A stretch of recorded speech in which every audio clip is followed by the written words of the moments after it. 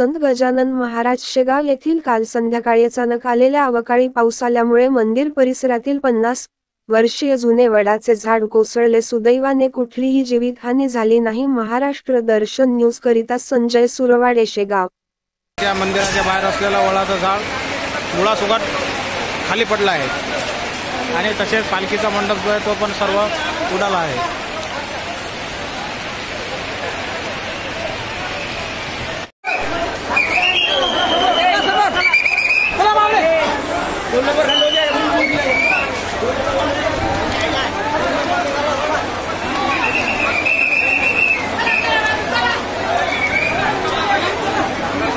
चला, काही नाही लागला, कोण नाही पडलं नाही, वळा खाली कोण